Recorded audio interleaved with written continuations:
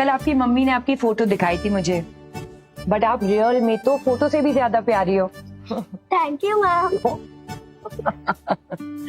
कितनी प्यारी आंखें हैं तुम्हारी। नील, देखना तुम्हारी बेटी तुम्हारा नाम जरूर रोशन करेगी। और हाँ, इसकी पढ़ाई रुकने मत देना। क्यों प्रिंसिपल साहब, ठीक है ना? जी जी बिल्कुल बिल्कुल, हमारी ब्राइट स्टूडेंट है। मैम ये आपने, विद्या ने मुझे बताया था कि ये लोग इसे स्कूल से निकालना चाहते हैं। अब नहीं निकालेंगे। Thank you ma'am.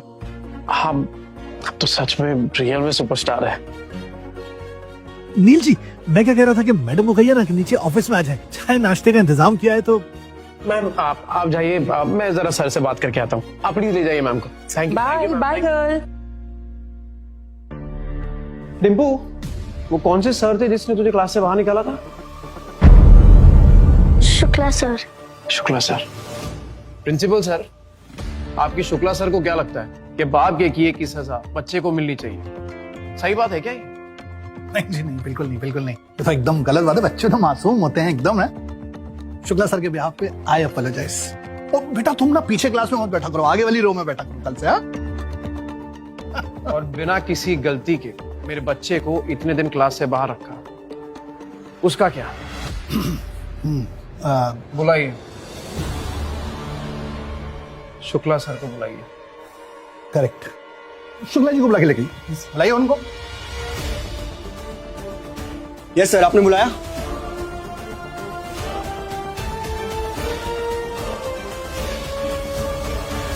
के खिलाफ है, फिर भी ये आपने अपनी मासूम सी प्यारी बच्ची को जो है क्लास के बाहर खड़ा कर दिया। क्या ये सब? मुझसे गलती हो गई। गलती हुई है तो माफी भी मांगनी पड़ेगी। हाँ बिल्कुल।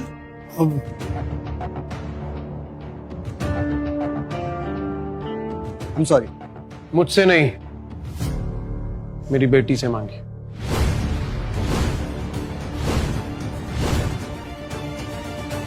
कहेंगे ना। आई एम सॉरी बेटा, आगे से मैं तुम्हें कभी पनिश नहीं करूंगा। हाँ ये हुई ना बात। मेरे ख्याल से अब सब कुछ एकदम साफ हो गया है। अब सिलसिले को यहीं रोकते हैं, आगे बढ़ते हैं। सिलसिला खत्म कहाँ हुआ है? आप नीचे कुछ कह रहे थे ना कि अगर जरीन खान आ गई तो मैं 3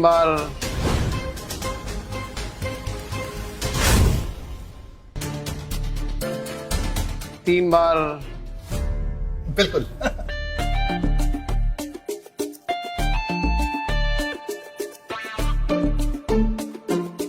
नहीं, गलती की तो।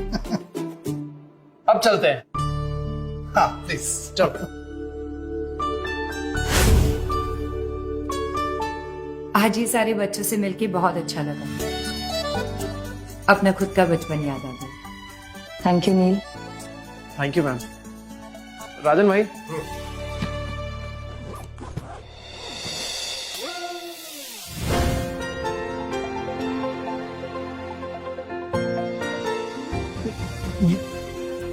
इतने सारे स्कूल के लिए thank you mister Neel, thank you.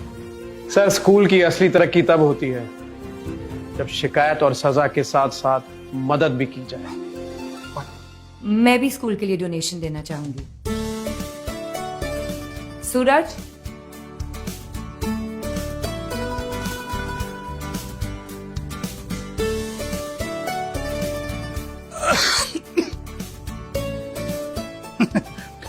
Thank you so much. अब मुझे लगता है कि बास्केटबॉल ग्राउंड क्या, हम तो नया स्कूल ही बना डालेंगे। ये रख ले। ये तो शुरुआत है सर। एक दिन आपके हाथ में 1 करोड़ का डोनेशन दे दूंगा। स्कूल के लिए एक नई बिल्डिंग बना दीजिएगा। नील एक बहुत अच्छा इंसान है, इसे चुनकर मैंने कोई गलती नहीं की। आपके कारण नील जी और उनकी वाइफ विद्या इतने फेमस हो रहे हैं, लेकिन फिर भी आपने चौल में रहने वाले लोगों पर इतना विश्वास किया, कैसे? हाँ, क्योंकि चौल में रहना कमजोर होना नहीं होता। कभी कभी सबसे बड़ा टैलेंट वहीं से निकलता है। अगर आपके पास हुनर है और अगर आप फिर भी फेल हो रहे हैं तो हताश मत होइए, फिर से रीस्टार्ट करके देखिए। शायद आप भी सितारों को छू ले। जैसे नील छू रहा है। सर, आपने स्कूल को इतना बड़ा डोनेशन दिया, इसके पीछे कोई खास वजह? देखिए, सुविधा ना मिलने की वजह से जिन बच्चों के सपने पूरे नहीं होते वो कैसा फील करते हैं ये मैं अच्छी तरह से जानता हूँ। मैं तो बस इतना चाहता हूँ कि ये जो भी बच्चे हैं ना, उनके सारे सपने पूरे हो जाए। वेल, आप लोगों के लिए एक और अनाउंसमेंट है। मेरी अगली फिल्म के कॉस्ट्यूम डिजाइनर्स नील और विद्या ही होंगे।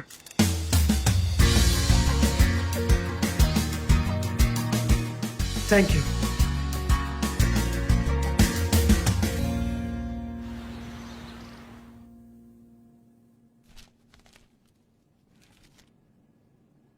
है नील की फोटो पेपर में? ए रूप की रानी, कोमल, जल्दी जल्दी। क्या है? ये पढ़ के बता क्या लिखा है, कहीं ये चोरी चक्री में पकड़ा तो नहीं गया? पढ़ना तो आपको आता है नहीं, पेपर लिख के बैठ जाते हो मॉडल लोग की फोटो देखने के लिए। क्या लिखा? नील ने दिया टूलिप हाई स्कूल को 20 लाख का डोनेशन और 1 करोड़ देने का वादा।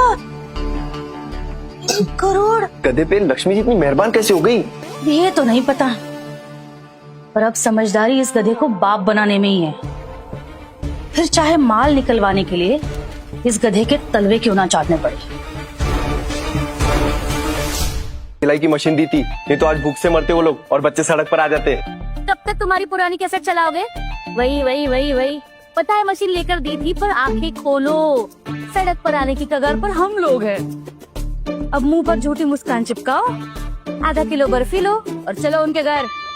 ठीक है, चलो चलो चलो जल्दी। सस्ती वाली बर्फी लेना। हाँ, 85 रुपए बच्चे, चलो।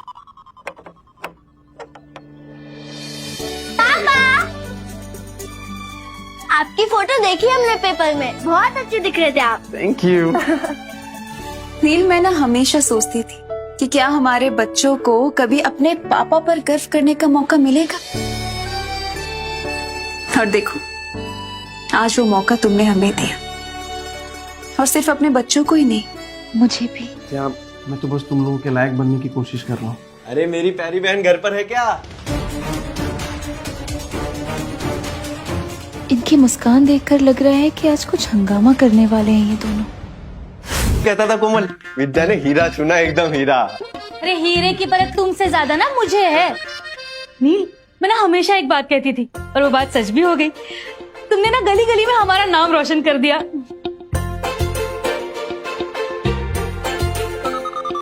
हाँ, ये लो।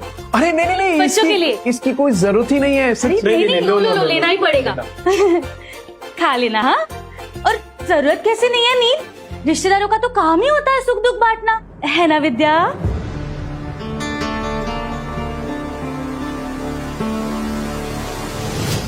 कितनी मदद चाहिए?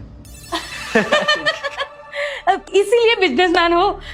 हम सोच रहे थे कि आप लोगों की तरह हम भी कपड़ों का बिजनेस कर ले, तो ज्यादा नहीं, बस 20 लाख। बस 20 लाख? अचानक से इतने सारे पैसे कैसे दे पाएंगे? अरे अभी तुम लोग गरीब थोड़ी हो, स्कूल में इतना बड़ा डोनेशन किया है, परायों की मदद कर रहे हो तो अपनों की भी कर दो। जब होंगे तो क्यों नहीं करेंगे भाभी, पर फिलहाल तो हमें हमारे बिजनेस में लगाने के लिए पैसे की जरूरत है। अरे जब नील कुछ नहीं कह रहा है तू क्यों बीच में बोल रही है? एक मिनट भाभी, 1 मिनट। मैं ये सोच रहा हूँ कि आपको कपड़ों के बारे में क्या पता है, फैशन डिजाइनिंग के बारे में क्या जानते हैं आप लोग? कुछ नहीं पता है। कुछ नहीं पता है, ठीक है, पर इसे कहाँ पता था? इसने भी तो यहाँ वहां से देख के ही सीखा है ना, तो हमें सिखा देगी। नहीं सिखा सकती है विद्या, ये सब चीजों के लिए टाइम है ही नहीं उसके पास। अपने फैशन ब्रांड की मालकिन है विद्या। देखा कोमल, इन गरीबों के पास पैसा क्या आ गया, भाव बढ़ गए इनके। दिख रहा है, और तू बड़ी मालकिन बनी घूम रही है ना। याद नहीं है, इन बच्चों के पास खाने के लिए पैसे नहीं थे, तब मेरे पति ने ये सिलाई मशीन दिलवाई थी तुझे। हाँ, देख रहा हूँ मैं, पैसे आती अपने कैसे बदल जाते, सब देख रहा हूँ मैं। अच्छा अरे डिम्पू, बड़ा कुनाल को लेके बाहर जाओ, बाहर खेलो। हाँ जा। भैया भाभी, अभी सच में नहीं हो पाएगा, होते तो क्यों नहीं देते? क्यों नहीं हो पाएगा?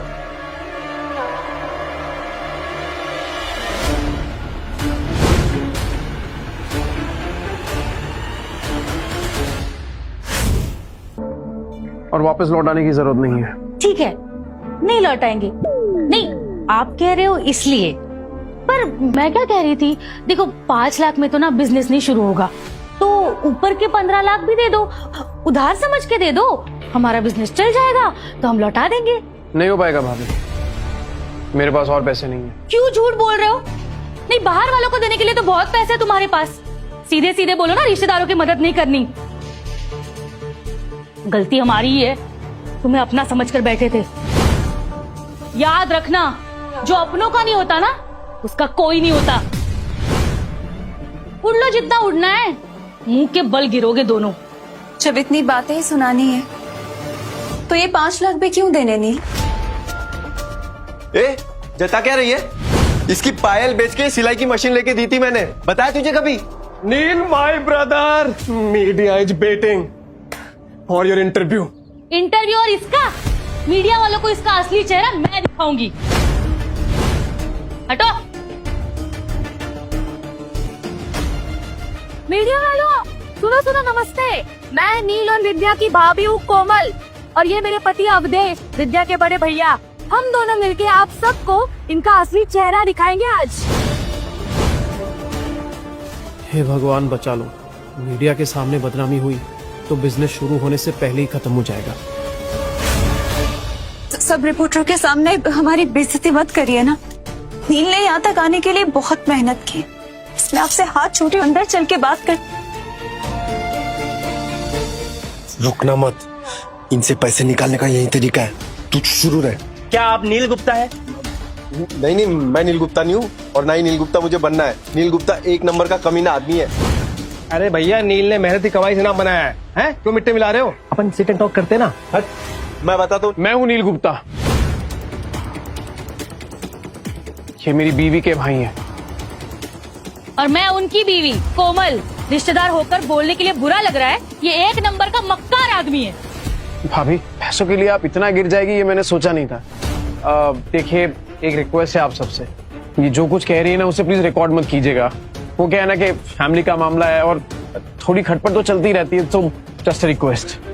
सब कुछ हम सोच समझ के बोल रहे हैं। ये नील गुप्ता जैसा लालची और मतलबी आदमी, इसकी सच्चाई तो सबके सामने आनी चाहिए।